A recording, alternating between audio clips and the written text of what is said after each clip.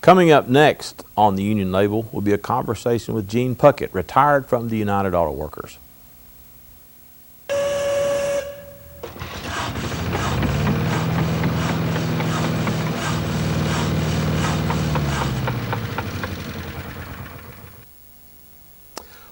Welcome to the program.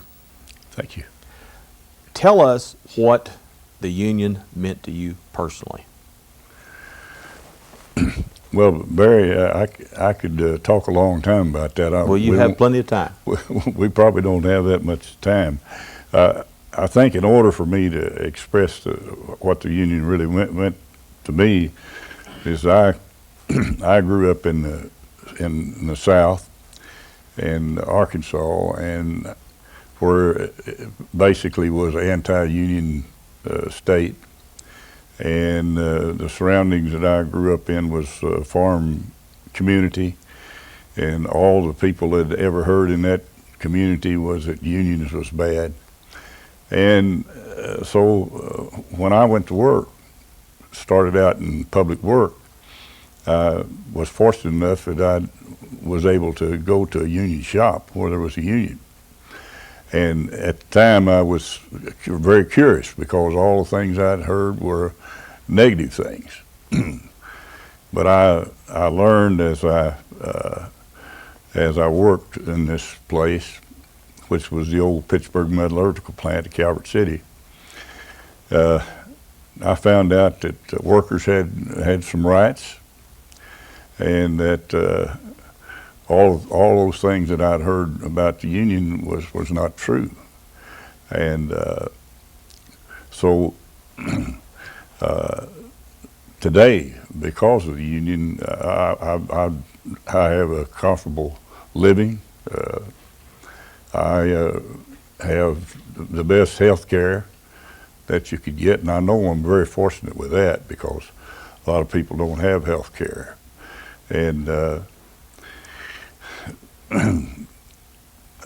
to finish this story up, I used to negotiate with a guy who was a lawyer out of Niagara Falls, New York. And I would sit down at the table and I'd say, Harold, I'd say, let me tell you what we want when we get the insurance. He said, you don't have to tell me, Gene. He said, you want to be covered from the womb to the tomb. And so that's pretty much the way I was covered all the time that I worked, and I still have that same coverage now. And so all the people that don't have that, then they know maybe that they missed something by not being a union member. Mm-hmm. And so the unions meant everything to me.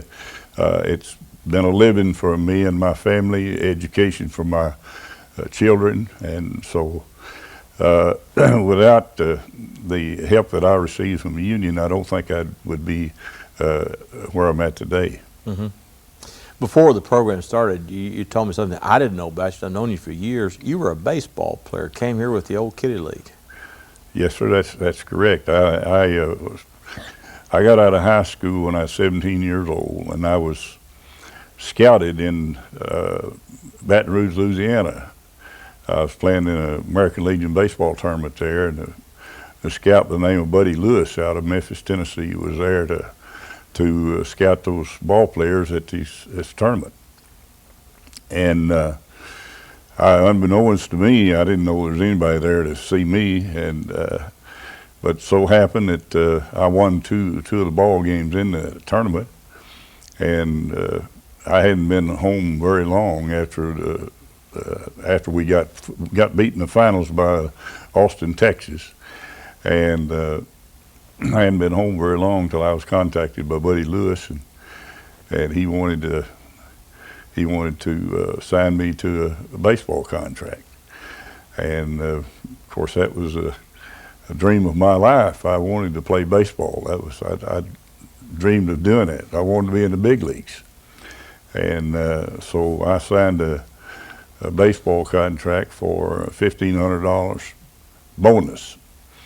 And I grew up poor, from a poor family, and I thought that was more money than anybody else around the country had. So I jumped on that in just a minute. But yeah, I started out that way, and I I went to spring training down in North Carolina and Goldsboro, North Carolina, and I worked out there for about 5 weeks, and then I came to Paducah, and that was in 1952, and started my professional baseball career there. And a shoulder injury. Yeah, You were a right-handed I developed pitcher. a shoulder injury. I was a right-handed pitcher, and at the time it was a rotator cuff problem, and they didn't know what to do about it, and so I was laid out to pasture. Mm-hmm. When you went to work at the plant, what was your first union office that you held?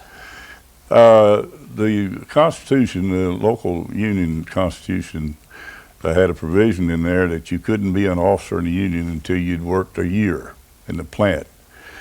And after I had worked a year in the plant, there were some guys who encouraged me to run for a shop steward. So I ran for shop steward and was elected. What And makes a good steward? a good listener is a good steward. Honesty is the best policy. If someone is wrong, tell them they're wrong, and don't try to agree with every situation. But if you just be firm and honest, I think that's what makes a good union officer, whether it's a job steward or committeeman or local union president or bargaining committeeman, whatever. Just be firm, but be honest, and dealing with both sides of the table. You deal with management, you be with them just like you do the workers that you represent out on the floor, and you'll be respected for that.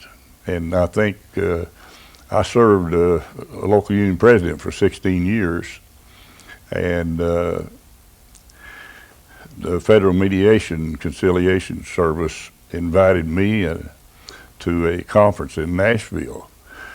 They had made a survey of the South, and the average life of a local union president was 3 years.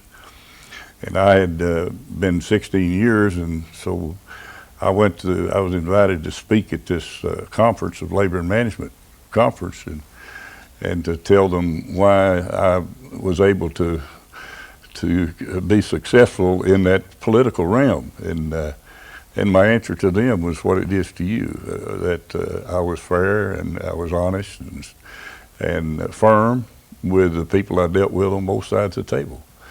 And sometimes in the beginning, I think that it's hard to be reelected because of that, because a lot of people want you to say what they want to hear. And you can do that and be popular for a while, and then it'll all fall away. But once the people respect you for that, I think they'll return you to your position when you do that. Mm-hmm. Now that local number was, what was your local 523. 523. Was that Joe Norsworthy's local? Yes, it was. Yeah. And of course, Joe Norsworthy went on to become Kentucky Labor Secretary. Yes, sir. Did you know him?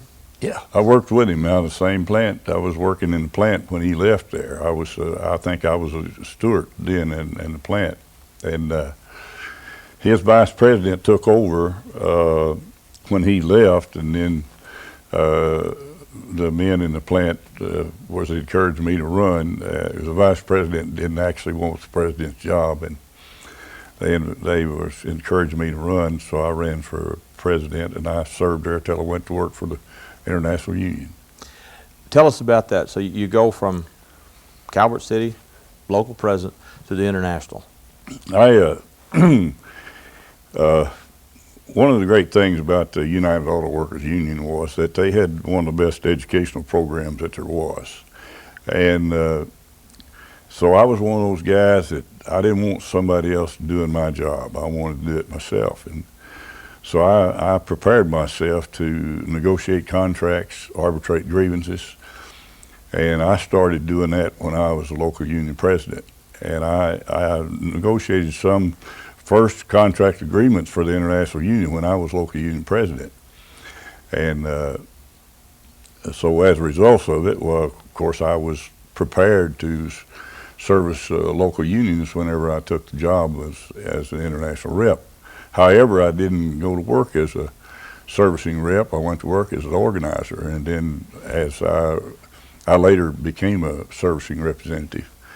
And but my greater experience was in grievance procedure and contract negotiations and arbitration. Mm-hmm. And I really think I probably was better qualified there than I was in the field of organizing. Mm-hmm. In your career with UAW, did you run across Walter Reuther? Yes, I did. The first convention I went to was in 1960, and I never will forget this as long as I live. Walter Reuther made an opening speech at the convention, and this was at the time that the Volkswagen had just come into this country, 1958, Volkswagen. And Walter Reuther was telling all of the delegates at the convention, he was telling the nation, because it become part of the television, and he said that General Motors, Ford, and Chrysler must become competitive and build a small car. And they were a long time doing that. And actually, I think that was part of what hurt the market. They waited too long, and the overseas market then was already in. And somewhere in my collection of documents and my files, sometimes I never lose anything. I misplace things. I have a UAW pamphlet, and it was called "A Motor Car Named Desire," and it talked about that this was way back in the 50s, that the big three automakers needed to build an economy car because cheap gas wouldn't last forever. So the UAW was calling for this long before the automakers did. Yes, sir. Yes, sir. Barry, what was happening was the corporations were, it was greed that caused them to stay with the big car, because the big automobile, the Lincoln, the Cadillac, and the big Chryslers were the cars that they made the most money off of, because they were the expensive cars, and they made more money off of them. And so they just wanted to keep building them and keep building them, and they until they saw what was happening. They let it happen when they should have stopped it from happening. And yes, Walter Reuther was, he could have probably been a good manager for General Motors, Chrysler, or Ford either, because he knew the auto industry, and he was telling it like it was. Mm-hmm. Now, as an organizer, what did you do when you were doing organizing? You went to organize local workplaces? Yes, sir. You normally a typical organizing drive started off by some worker contacting the union. They may have contacted some union member of another plant, UAW plant, or they may have got a office number from one of the UAW locals or from the regional office, and sometimes they might even know the person who is the organizer.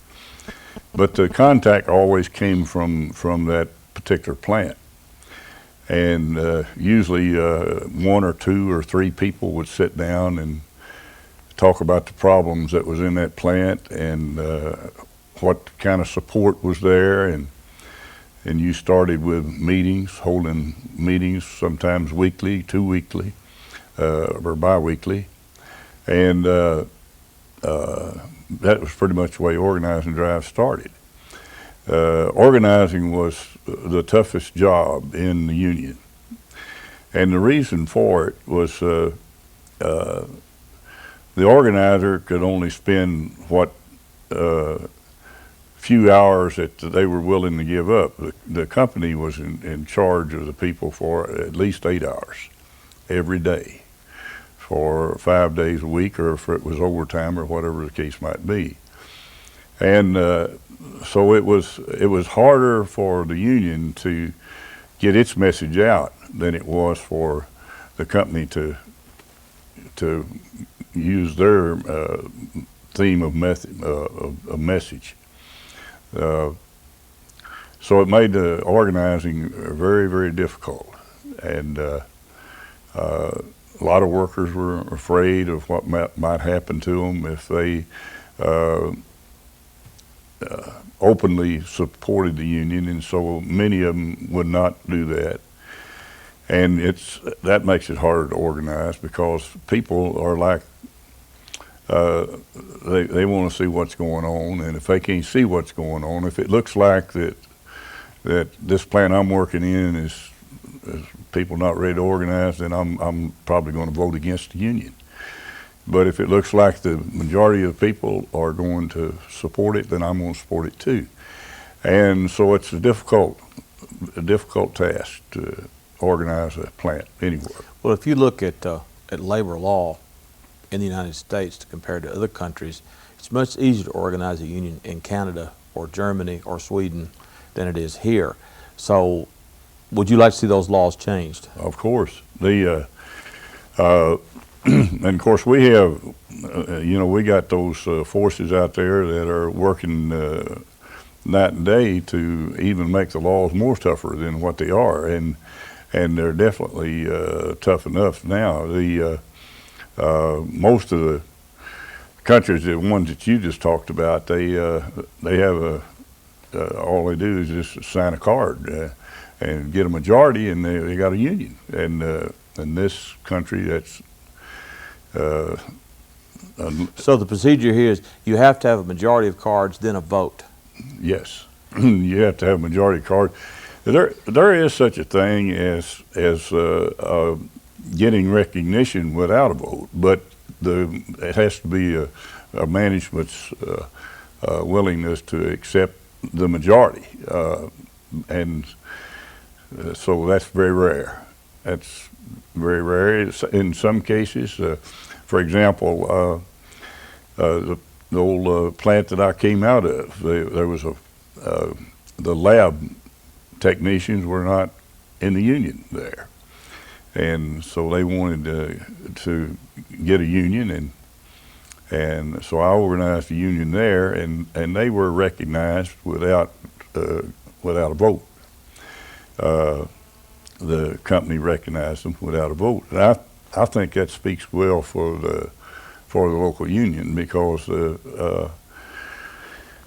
they're not really fighting to keep a union out. They've got a union there already, and so some other employees want to become a union, then they were willing to accept that. And so not all corporations are that way. Most of them are. Most of them would not agree to recognize a union without taking it to a vote before the National Labor Relations Board.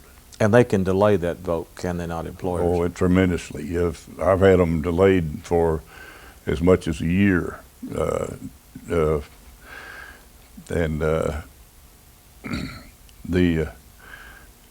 organizing is just a tough job.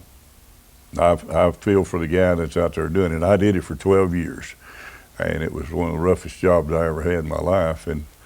And I was well pleased to be able to change positions, because if there ever was a thankless job, that's a thankless job there. And people don't understand that what the guy's there to do is to help them, and somebody else is telling them that he's there to hurt them. He's going to take something from them, and so it's a tough goal. What was your toughest organizing job? Can you recall? An individual plant? Well, they are all of them are very, very tough. But I had a plant in Bloomington, Indiana, that I organized up there, and I won the plant by a pretty good margin compared to the day. I won it by a pretty good margin, but it was a nasty drive. The company was placing propaganda at every business place, and it was terrible. They started out attacking me as a union organizer, that I was there to interfere with the workforce, and I wasn't there to help anybody. I was there to hurt, and so it was one of the. How do you toughest ones. fight that? I mean, how do you individually? How do you fight that? You don't have any problem fighting it with the people whom you come in contact with personally, but your problem is that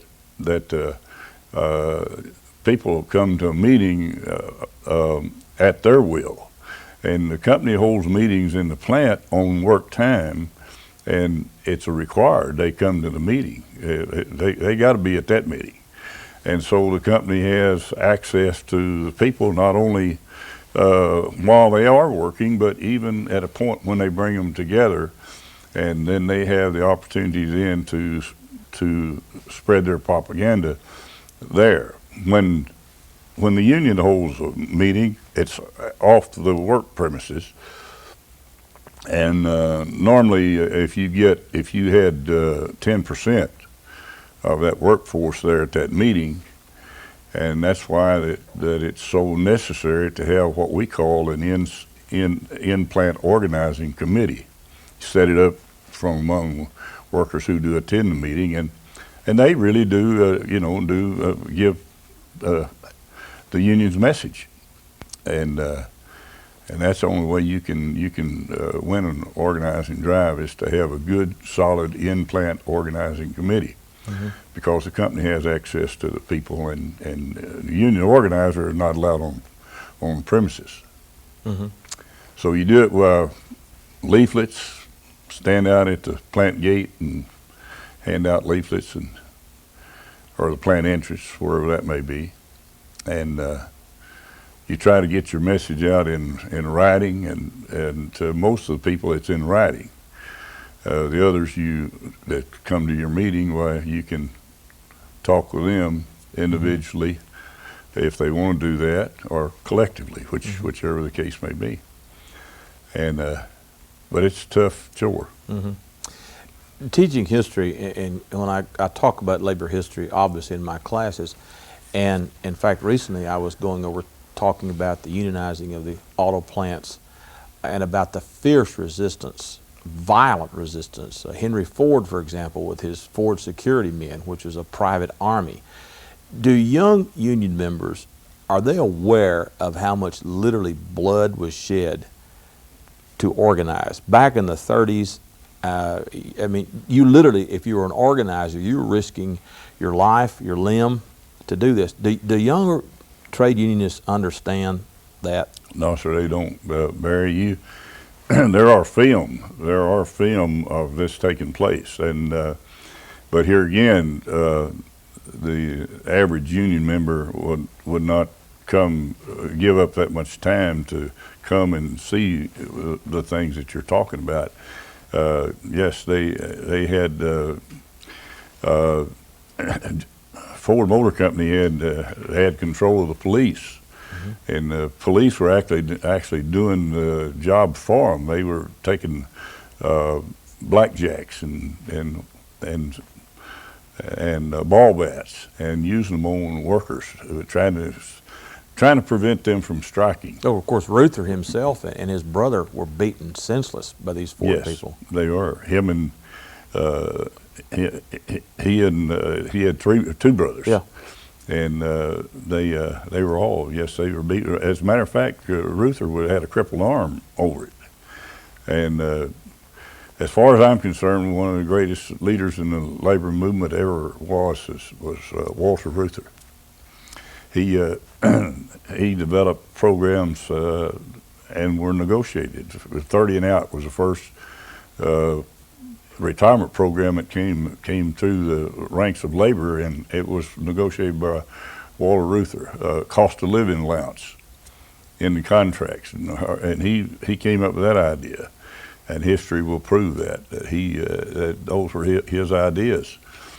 And average young person today have no idea that that happened, and because here again, it's like the guy that's in the shop. He's in the shop because he's trying to make a living, and of course the free time, they don't want to give up the free time, and so it's hard to educate people when you're trying to get them to a meeting or something, they don't come. And that's why the union has such a task of organizing people. Mm-hmm. You don't know how many local union presidents of all sorts of unions I've talked to who said, I can't get my people to come to union meetings. If we get 10% at a monthly meeting, we're doing well. Any thoughts as to how to get better attendance?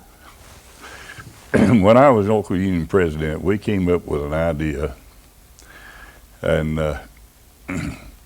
now we had people who detested this, didn't like this, but we voted on it. We had a meeting and we voted on it, and we voted on a dollar assessment. A dollar assessment, and if you came to the union meeting, you gave it back to you in a silver dollar. Huh. And we had better attendance than most local unions had. We would have as many as 70 and 80 people at a union meeting. And that's a tremendous amount of people. Oh, it is. In a plant that's got 500 or 600 people in it, you get 70 or 80 at a union meeting. And we came up with that idea. And of course, I'm prejudiced, but we had one of the best local unions there was anywhere in the country. And it was basically because that we had a rapport with them. We were able to talk with them and educate them.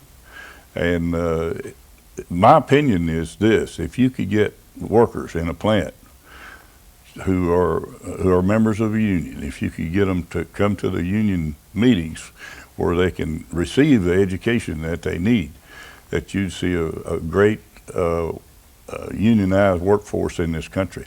And it wouldn't be as hard to organize unions as it is. The people are just uneducated, and everybody's always looked for the way to get them there, to educate them, and there's not any easy ways. But we were a little more successful with that. We had people that were on the outside trying to say it was not legal, and we had a few fights over it, but we continued it, and we got good representation at our meetings. Mm-hmm. Mm-hmm. So the silver dollar method. That's yep. And I gave my kids silver dollars, and that you had gotten? That I had gotten. I gave them to my kids, and my wife took them silver dollars and deposited them in the bank, and that was a lot of money then that she just threw away. She wasn't thinking what she was doing. She just took it and deposited it in their account. So she was just giving silver dollars away. Now, in the few seconds we have left, your wife has a very strong connection to this college. Yeah, she was the business officer here. For how long? Oh, me, that's a good question. Probably about 15 years. She was here a long time. Of course, she retired from here, and should mention her name is Sue. Sue. Yeah. Her name is Sue Puckett, and she still has many friends here at the school. And I don't know how often she visits, but she does come sometime to see some of the folks here. And yes, this is part of our living. It came from the college here, so we're appreciative of that. And I appreciate you coming, and we're out of time. We'll have to come back and do this again. I'll be happy to do so. I'm Barry Craig. My guest today was Gene Puckett of the UAW. Please join us next time.